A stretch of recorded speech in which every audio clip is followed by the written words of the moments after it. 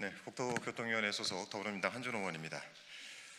오늘도 역시 국가철도공단이 비상계엄 당시 실제 계엄 문건을 이행을 했던 정황을 저희가 연이어서 기자회견을 하고 있는데요.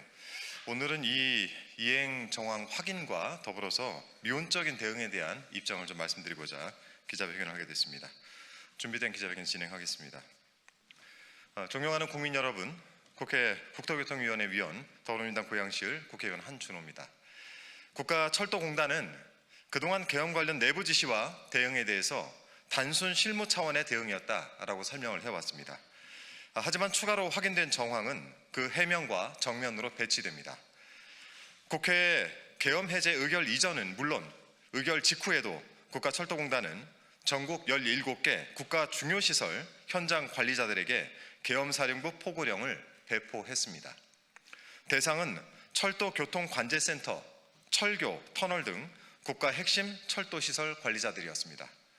이어 전국 방호반에는 전 방호반 상황근무체계 유지, 순찰활동 강화, 군경 긴밀 협조체제 유지, 신속한 상황보고 등의 지시가 내려갔습니다.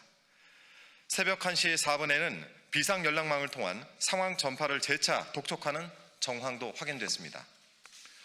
예비군 동원 관련 질문에는 동원령에 응신해야 된다라고 답변까지 이루어졌습니다. 국회 계엄 해제 의결 이후에도 계엄 포고령과 대응 지시가 현장 조직에 그대로 전달된 것입니다. 이는 단순한 상황 공유나 실무 대응이라고 보기는 매우 어렵습니다.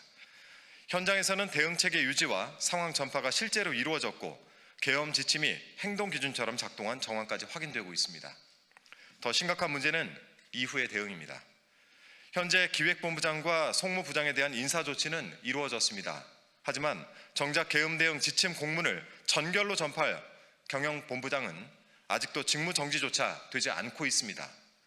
문서를 결재하고 전파한 핵심 책임자가 여전히 자리를 지키고 있는 것입니다.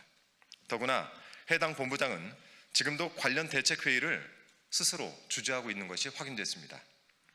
핵심 결재자가 회의를 주재하는 상황에서 정상적인 진상규명이 과연 가능하겠습니까? 말맞추기와 책임 떠넘기기가 이루어지고 있는 것은 아닌지 강한 의문을 제기할 수밖에 없고 또 실제 저희들은 이러한 부분들에 대한 확신을 가지고 있습니다. 국토교통부는 이 사건 이후 진행된 본부장, 처장급 회의 전반을 철저하게 조사를 해야 됩니다. 누가 어떤 지시를 했는지, 어떤 논의가 오갔는지, 조직적 책임 회피 시도가 있었는지까지 명확하게 밝혀야 됩니다. 헌법 질서와 관련된 매우 중대한 사안입니다. 그런데도 핵심 결재자에 대한 직무 배제조차 하지 않는다면 국민께서 이를 어떻게 납득하시겠습니까? 현재 이사장 직무 대행을 맡고 있는 이한호 부이사장에게 엄중히 경고합니다. 사안을 축소하거나 시간 끌기로 책임을 피하려고 한다면 그 책임 역시 결코 가볍지 않을 것입니다. 저희 국회 국토교통위원회 위원으로서 이번 사안의 진상을 끝까지 확인하겠습니다. 또한 국토교통부 그리고 장관께도 철저한 조사와 경영본부장에 대한 즉각적인 직무 정지, 명확한 책임 규명을 강력하게 요청드린 바입니다. 이상입니다.